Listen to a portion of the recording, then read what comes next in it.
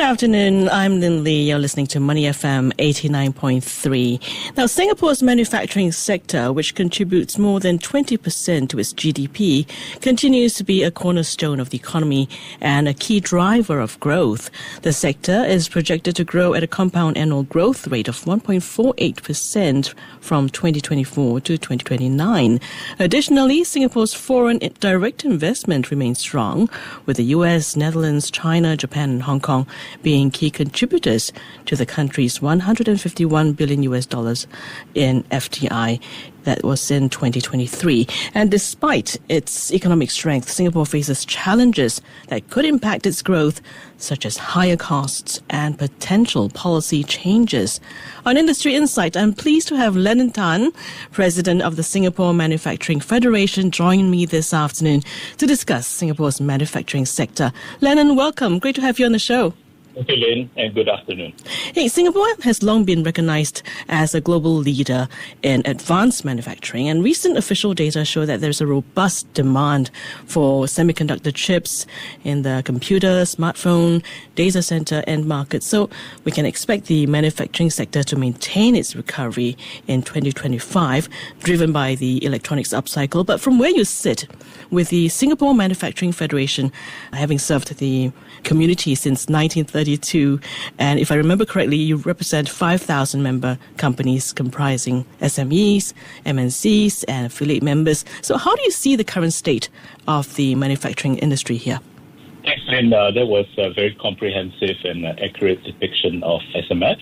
Mm-hmm. I would say that I echo your point about our manufacturing sector, especially in the electronics semiconductor region.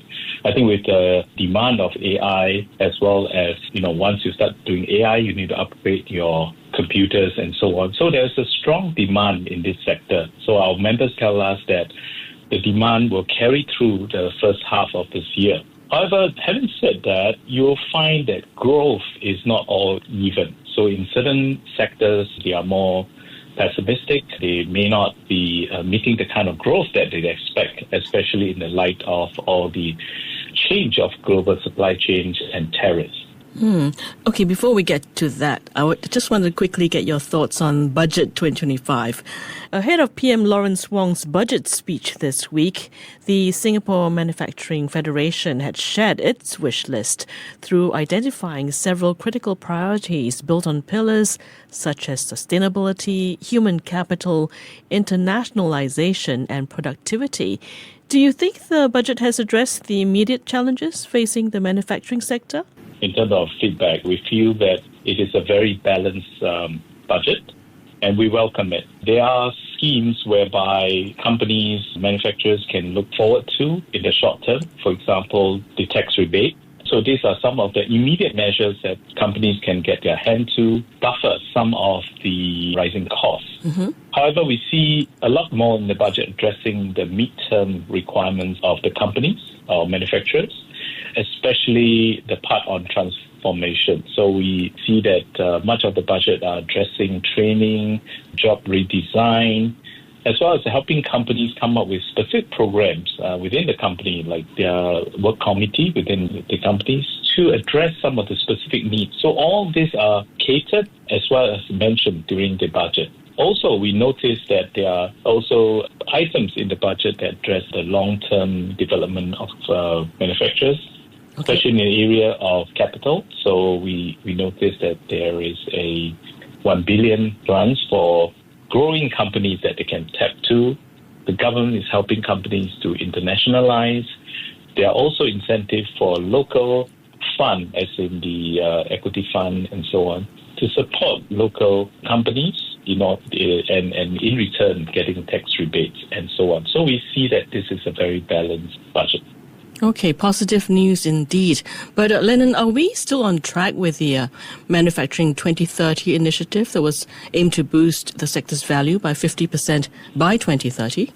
Lynn, the quick answer is yes, I believe so. You can see that I think for the past year or so, there is numerous announcement of the new FDIs that have come in.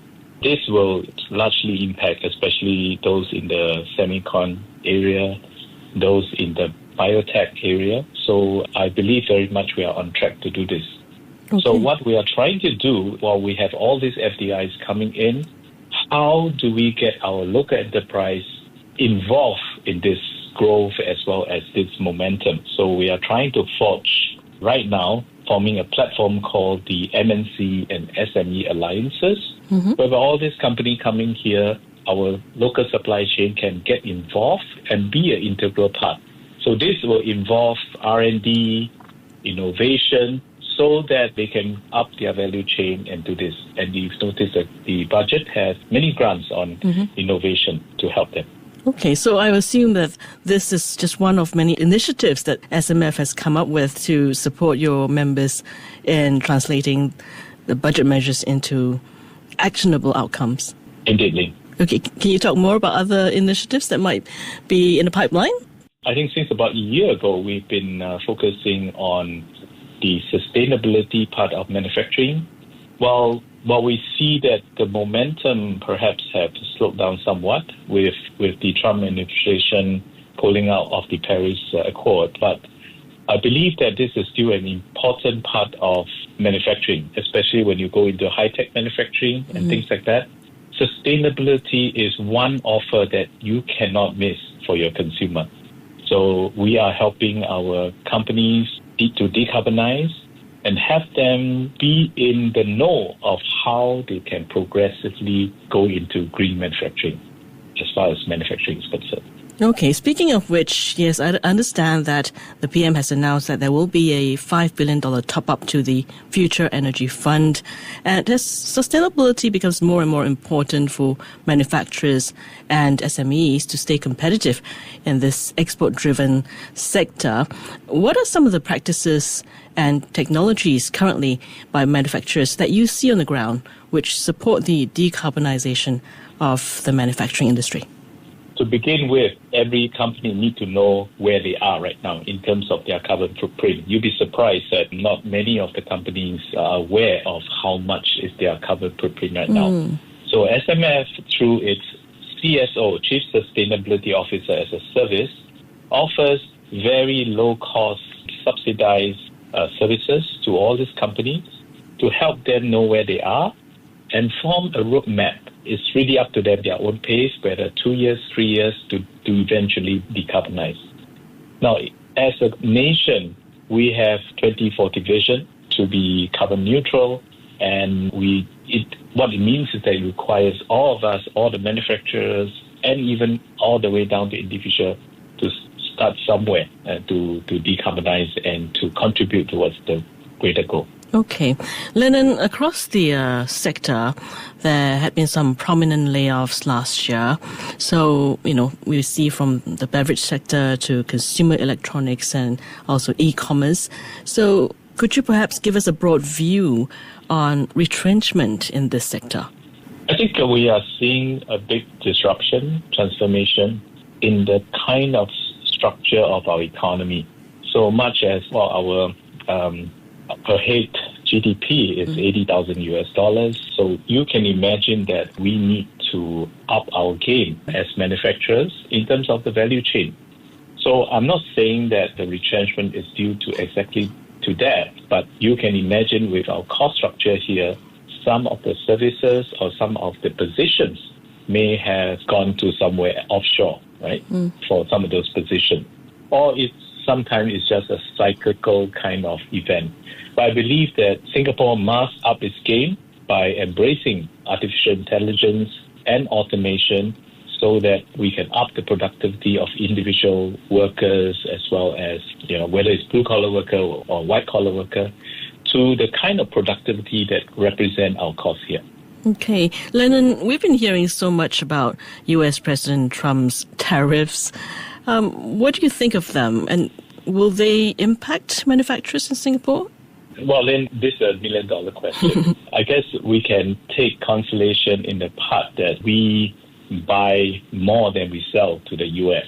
to begin with, right? So I think we may not be the target for the tariff, at least not immediately. But I think having said that, we definitely need our supply chain to be more robust. I think companies need to diversify your customer base to different regions, right? As well as with the tariff aimed at some of the specific countries.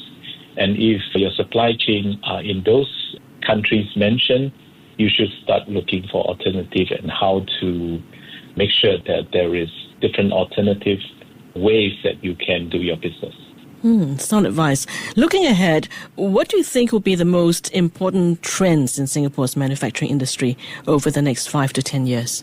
Then if I can use the word, maybe just two words. One of which is innovation. Okay. Second is automation. And of course, that's inclusive of AI. Innovation, because I think this is the cardinal rule of any manufacturers. If you want to up your value chain, you need to have unique proposition, unique features, and that comes about through knowing your market and then putting in efforts to come up with new innovation that will differentiate your products.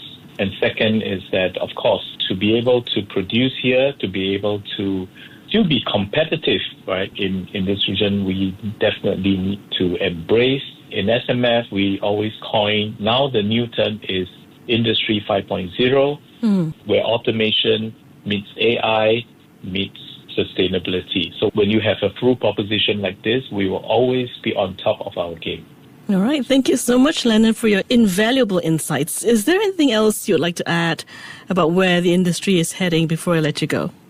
Well, I won't say advice, but I guess I'll just maybe share this with the listener that, we can't control what we can't control, but control what we can. It's better to start early. And he is Lennon Tan, President of the Singapore Manufacturing Federation. Thank you so much, Lennon. Thank you. Appreciate your time.